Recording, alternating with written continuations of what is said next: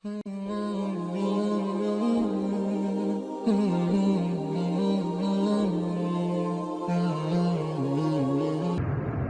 ونصلي ونسلم على رسوله الكريم اما بعد فاعوذ بالله من الشيطان الرجيم بسم الله الرحمن الرحيم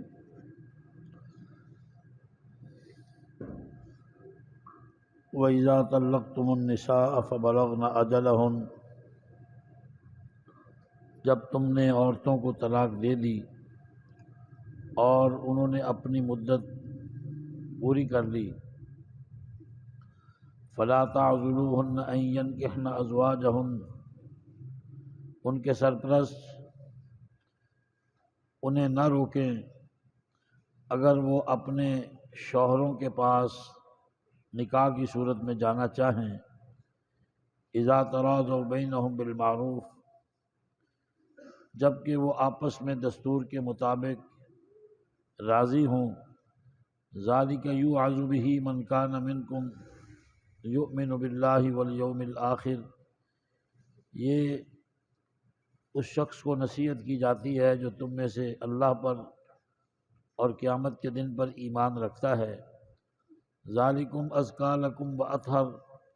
یہ تمہارے لیے انتہائی پاکیزہ اور صاف ستھرا ہے، واللہ یعلم وانتم لا تعلمون، اللہ جانتا ہے اور تم نہیں جانتے، والوالدات یرضعن اولادہن حولین کاملین، اور مائیں اپنے بچوں کو مکمل 2 سال تک دودھ پلائیں،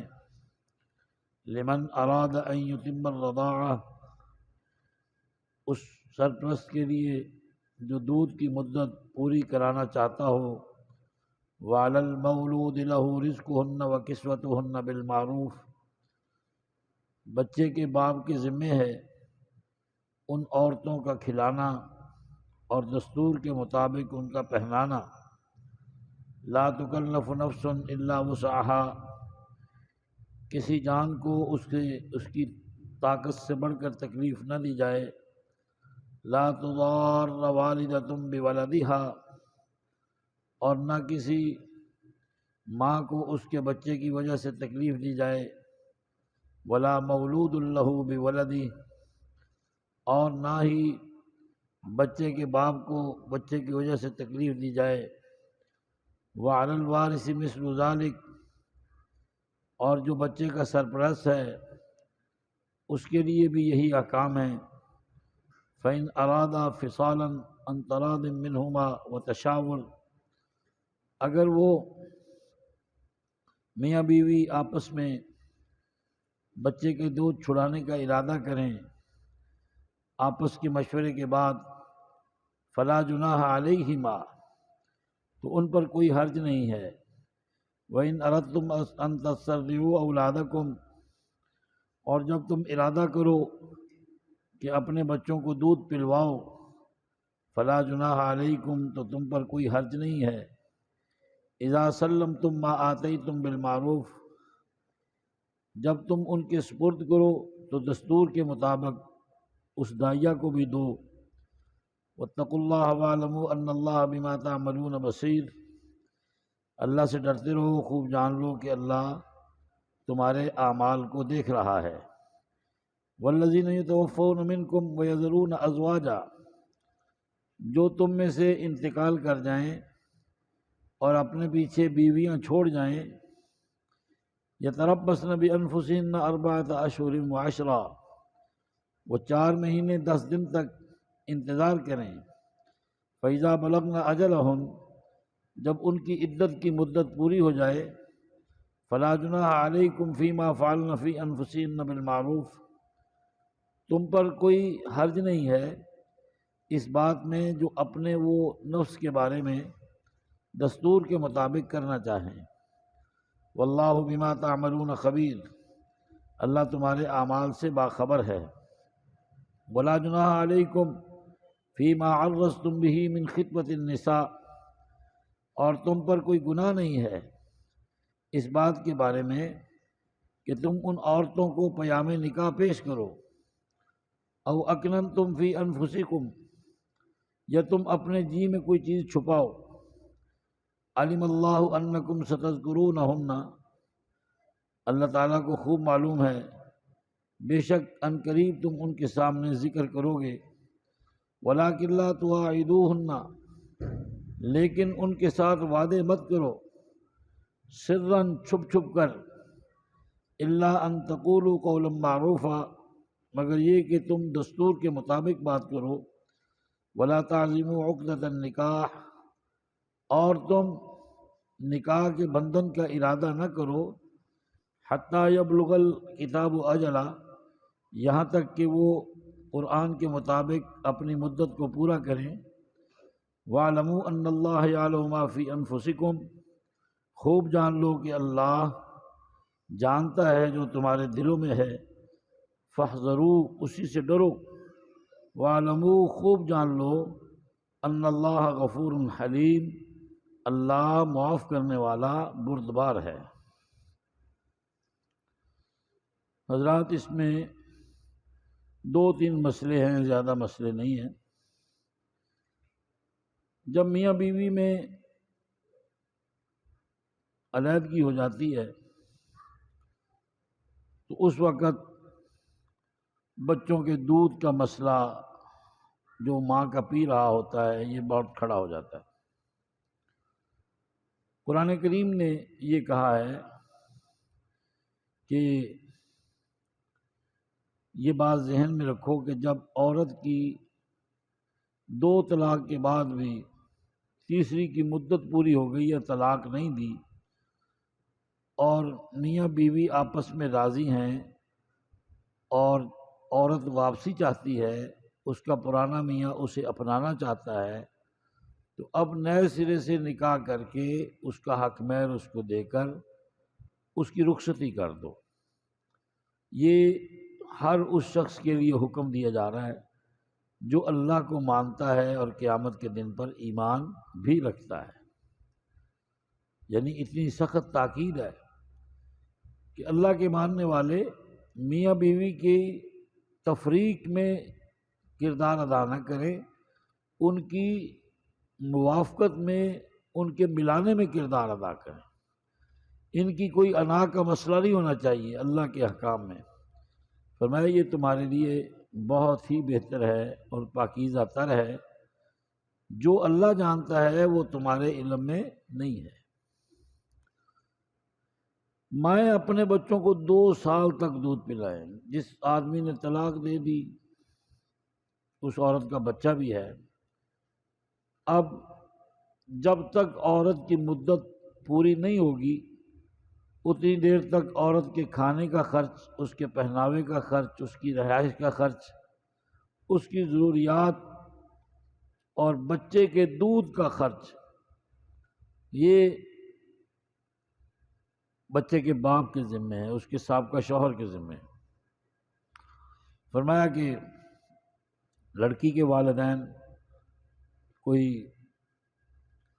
شوہر کی حیثیت سے بڑھ کر اسے تکلیف نہ دے، نہ بچے کی وجہ سے اس کی ماں کو تکلیف دی جائے، نہ بچے کی وجہ سے اس کے باپ کو تکلیف دی جائے۔ شوہر کی طرف سے بھی تکلیف کا حوالہ نہیں ہونا چاہیے کہ وہ اپنی بیوی کو تنگ کرے بچے کی وجہ سے، اور بیوی جو ہے سابقہ وہ بچے کی وجہ سے شوہر کو تنگ کرے، بلکہ جو بنتا ہے وہ اس عورت کو دیا جائے گا دستور کے مطابق، جو برادری کا رواج ہو، جو برادری کا، اس کو قرآن بالمعروف کہتا ہے۔ اور آگے فرمایا کہ میاں بیوی ہیں، بچے کی مدت تو 2 سال ہی ہے دودھ پینے کی، لیکن اگر وہ 2 سال سے پہلے بچے کا دودھ چھڑوانا چاہیں، آپس کے مشورے کے بعد چھڑوا سکتے ہیں، اس چھڑانے کا ان پر کوئی گناہ نہیں ہوگا۔ جیسے آج کل دودھ کے ڈبے آ گئے ہیں تو اس سے بھی گزارا ہو جاتا ہے، بچہ ہے اس کی بھوک نہیں مٹتی ماں کے دودھ سے، تو وہ جو نیسلے والوں کے ڈبے ہیں، دودھ کے ڈبے ہیں، ہر عمر کے بچوں کے ہیں، تو اس پر ان بچوں کو لگایا جا سکتا ہے۔ آگے فرمایا گیا کہ اگر بچے کی ماں ہی دودھ نہیں پلانا چاہتی تو پھر کیا ہے؟ پھر کسی ایسی عورت کا دودھ جو دودھ پلا سکتی ہے، دائیا ہے، اس کی انا ہے، اس کو بھی پھر وہی فیس دی جائے گی، اس کو اس کا کھانا، اس کا خرچہ دودھ کے حوالے سے بچے کے باپ کے ذمہ ہے۔ یہ ذہن میں رکھیں کہ بچے کو دودھ پلانا اس کی ماں کی ذمہ داری نہیں ہے، اس بچے کو دودھ پلوانا یہ اس کے باپ کی ذمہ داری ہے۔ یہ ہمارے گھروں میں جو ہے نا اپنے بچوں کو دودھ پلاتی ہیں، جیسے ہمارے مشرقی روایات ہیں کہ بچے کو ماں دودھ پلاتی ہے، یہ احسان کرتی ہیں شوہر پہ، ان کی ذمہ نہیں ہے۔ یہ تو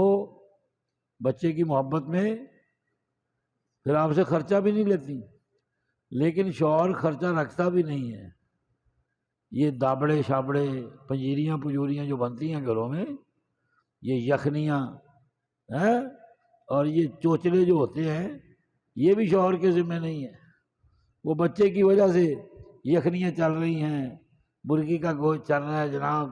فروٹ چل رہا ہے، اور یہ دابڑے شابڑے دیسی گھیو کے تڑکے چھڑکے چل رہے ہیں، تو یہ بچے کی وجہ سے ہے، یہ دودھ پلائی کے زمرے میں آتا ہے۔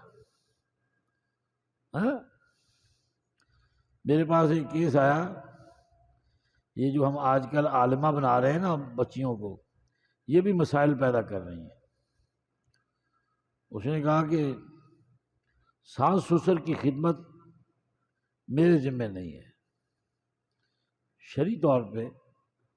سسر کی خدمت بہو کے ذمہ نہیں ہے، ساس کی خدمت بہو کے ذمہ نہیں ہے، سچی بات یہی ہے۔ لیکن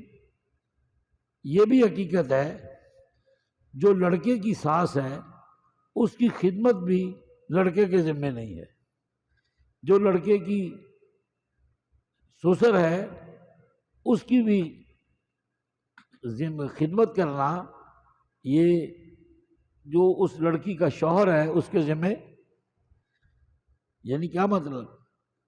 شوہر کا ساس سسر یعنی اس کا ماں باپ لڑکی کے ذمہ نہیں ہے، لڑکی کا ماں باپ لڑکے کے ذمہ نہیں ہے۔ جب وہ لڑکی کے ماں باپ کی عزت کرتا ہے، آیوں کی قدر کرتا ہے، ایک ایک ٹائم کے اوپر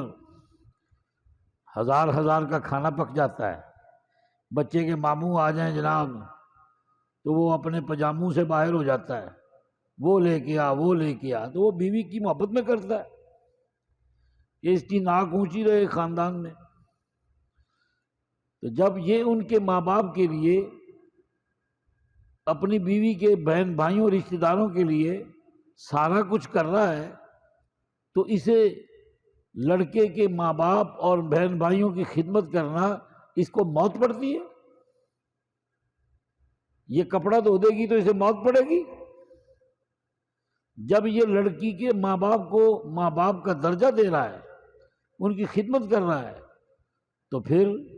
یہی جواب میں خدمت لڑکے کے ماں باپ کی بھی کرنی پڑے گی۔ ایک طرف ایک سائڈ دیکھتے ہیں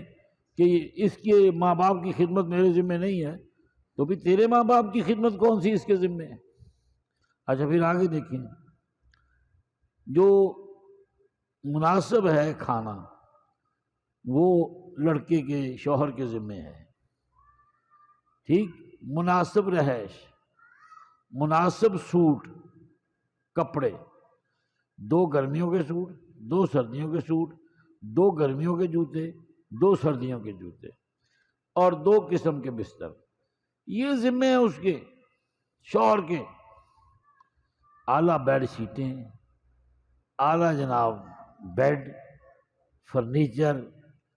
اور یہ شاپنگیں،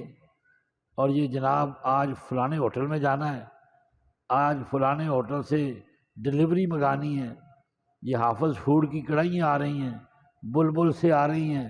پیزا آ رہا ہے، شاورما آ رہا ہے، برگر آ رہا ہے، اور یہ بھی شوہر کے ذمہ نہیں ہے۔ دال سے کھلائے، اس کے اندر نہیں طاقت، سبزی سے کھلائے، مرضی کے گوشت سے کھلائے، اس کے ذمہ اس کا کھلانا ہے، اس کا پہنانا ہے، اس کے ناز نخرے اٹھانا نہیں ہے۔ میک اپ کی ایک چیز بھی شوہر کے ذمہ نہیں ہے۔ یہ گاڑیوں کے سفر کرانا، بیگم صاحبہ کو اگلی سیٹ پہ بٹھا کر سارے شہر کے چکر لگانا، اور بیوٹی پارلر کا 20 25 ہزار اس چڑیل کو خوبصورت عورت بنوانا، یہ بھی شوہر کے ذمہ نہیں ہے، یہ بھی شوہر کے ذمہ۔ سائز کے اعتبار سے یہ اتنی ایڑی جوتی کی اتنی ہو یہ سائز ہو، یہ بھی اس کے ذمہ۔ جب وہ اس کی محبت میں یہ سارا کچھ کر رہا ہے، اسے بچے کو دودھ پلاتے موت آتی ہے، اسے بچے کے ماں باپ کی خدمت کرتے ہوئے موت آتی ہے، اس کے سارے جو آئیں ان کی قدر ہو، اور جس کے نکاح میں آئی ہے اس کے کسی بھی بندے کی قدر نہ ہو۔ جب آدمی دوسرے کو اچھا جانتا ہے نا تو اس کو بھی اچھا جاننا چاہیے۔ رشتہ داری اسی سے خراب ہوتی ہے کہ آپ یہ تو چاہتے ہیں کہ میرے ماں باپ کی عزت ہو، لیکن یہ نہیں چاہتے کہ جو لڑکی کے ماں باپ ہیں ان کی بھی عزت ہو، ان کے لیے بھی آپ کی آنکھیں بچھیں، ان کے لیے بھی آپ کا دسترخوان سجے۔ تمہارے ماں باپ کو تو روز پکا کے کھلائے، وہ سال میں ایک دفعہ آ جائیں تو تم کہو یہ روز ہی منہ اٹھا کے چلے آتے ہیں، یہ بھی پھر اس کی اجازت نہیں ہے، اس کی بھی اجازت نہیں ہے، یہ ذہن میں رکھیں۔ کھلانا تمہاری ذمہ داری ہے، پکا پکایا لا کے کھلاؤ، پکانا اس کی ذمہ داری نہیں ہے، پکانا اس کی ذمہ داری۔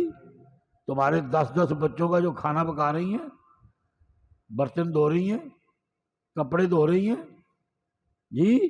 اس کی ذمہ داری میں نہیں ہے۔ جب وہ اتنا کام تمہارے لیے کر رہی ہیں تو تمہارے موت پڑتی ہے ان کے ماں باپ کی عزت کرتے ہوئے، انہیں کھلاتے ہوئے پلاتے ہوئے، حیثیت دیتے ہوئے۔ وہ بیچارے جو ماموں ہیں وہ کچھ دے کے ہی جاتے ہیں، وہ بچے کے ماموں جب آتے ہیں کچھ دے کے ہی جاتے ہیں، نانا کچھ دے کے ہی جاتا ہے نا۔ تو اس لیے دونوں طرف سے احسان کا معاملہ ہونا چاہیے۔ آگے اللہ تعالیٰ فرما رہے ہیں کہ جو عورتیں جن کے میاں فوت ہو جائیں ان کی عدت 4 مہینے 10 دن ہے۔ عدت کے دوران اگر کوئی آدمی کسی کو پیغام نکاح بھیجتا ہے کہ بھئی اس پہ غور کرنا، کوئی حرج نہیں ہے، لیکن عدت کے دوران اس سے نکاح کا پروگرام بنانا یعنی نکاح کرنا یہ بھی غلط ہے، اور عدت کے دوران اس بیوہ سے کوئی وعدہ لینا کہ عدت کے بعد تو مجھ سے ہی شادی کرے گی، یہ بھی غلط ہے۔ آپ پیغام دے سکتے ہیں، نہ آپ وعدہ لے سکتے ہیں، نہ عدت کے دوران آپ نکاح کر سکتے ہیں۔ آگے اللہ فرما رہے ہیں کہ جان لو جو کچھ بھی تمہارے دلوں میں ہے وہ اللہ کے علم میں ہے۔ تمہارے دل میں جو وسوسہ پیدا ہوتا ہے نا وہ بھی اللہ کے علم میں ہے۔ فرمایا کہ اللہ تعالیٰ سے ڈرو، فاحذروا، اللہ سے ڈرو، اور ایسی حرکتیں جس سے تمہیں روکا گیا ہے وہ نہ کرو۔ یعنی مطلقہ جس کی یا بیوہ جس کی عدت ابھی چل رہی ہے، اس دوران اس سے نکاح کا وعدہ نہ لو، پیغام نہ بھیجو۔ پیغام بھیجنے میں حرج نہیں ہے، پیغام کے ذریعے وعدہ نہ لو، اور پھر عدت کے دوران تم اپنا نکاح بھی ان سے نہیں کر سکتے، یہ کہا جا رہا ہے۔ فرمایا کہ اس سے بچو، اور اللہ تعالیٰ نے جو کچھ تم کرتے ہو اللہ کے علم میں ہے۔ خوب جان لو کہ جو تم سے پہلے غلطیاں ہوئی ہیں اللہ معاف کرنے والا ہے، تحمل والا ہے۔ یہ خاندانی معاشرتی مسائل ہیں، ان کو دھیان سے سننے کے بعد ان پر عمل کی ضرورت ہے۔ اگر معاشرہ قرآن کی تعلیمات پر آ جائے تو یہ معاشرہ، یہ ماحول جنت نظیر بن سکتا ہے۔ ہر گھر کے اندر اللہ تعالیٰ کے فضل اور رحمتوں کے چشمے جاری ہو سکتے ہیں۔ جیسے جیسے ہم قرآن سے دور ہوتے جائیں گے یا ہو رہے ہیں، ایسے ایسے ہمارے مسائل بڑھ رہے ہیں۔ دعا ہے کہ اللہ تعالیٰ ہمیں قرآن و سنت کی قریبی اور قرب اور اس سے رہنمائی لینے کے بعد عمل کی توفیق عطا فرمائے۔